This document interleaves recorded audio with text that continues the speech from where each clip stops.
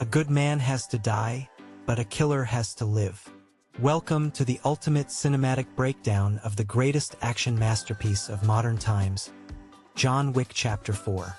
Our relentless journey begins in New York City, where the legendary assassin John Wick prepares to wage an absolute one-man war against the powerful High Table.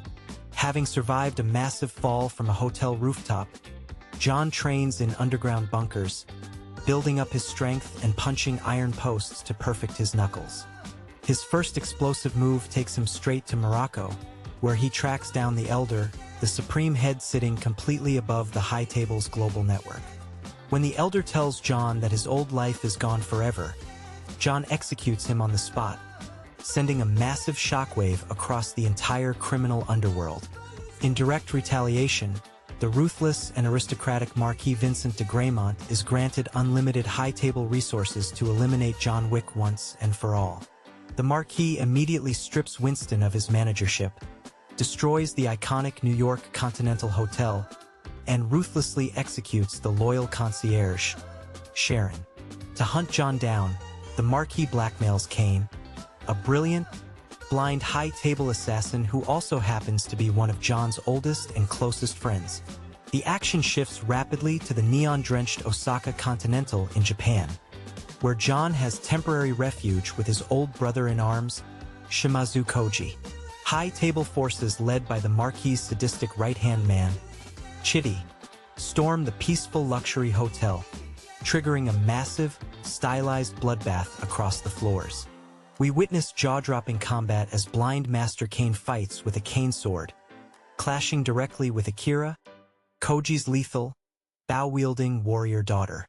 In a heartbreaking and emotional duel of honor, Kane is forced to kill his old friend Koji to protect his own daughter's life from High Table execution.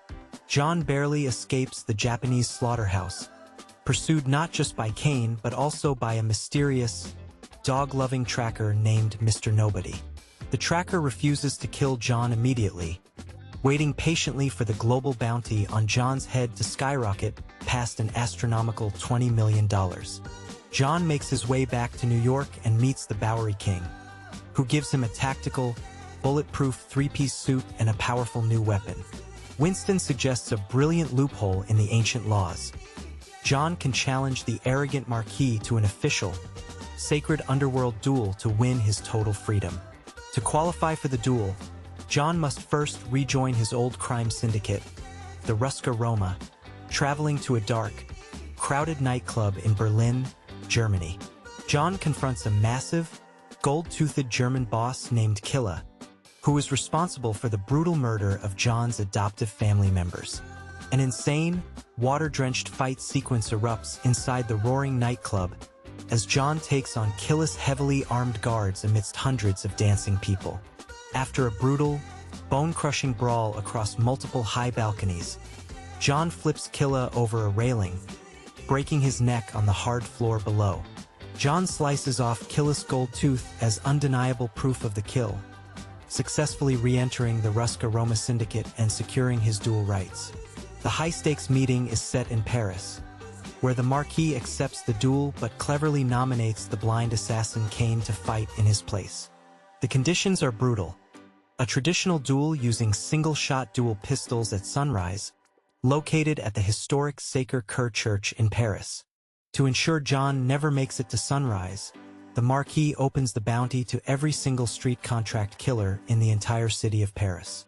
What follows is 45 minutes of pure, non-stop cinematic adrenaline as John fights his way through the chaotic traffic of the Arc de Triomphe.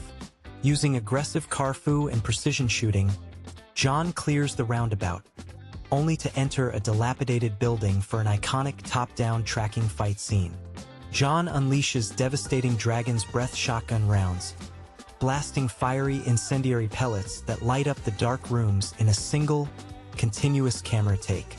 With minutes remaining before the sunrise deadline, John arrives at the massive 222 stone steps leading up to the church. A brutal army of hitmen attacks him on the stairs, throwing him all the way back down to the very bottom in a painful, exhausting setback.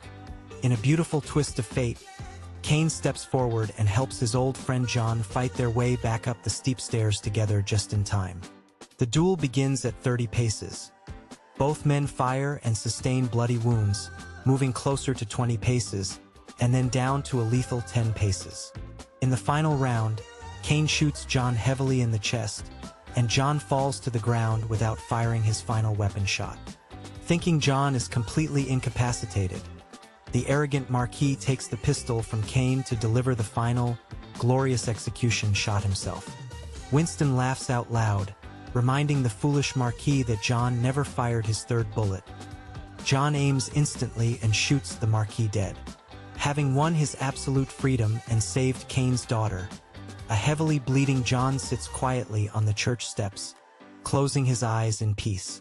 Make sure to smash that follow button, like this video, and drop your comments below. Is this the best action movie ever made?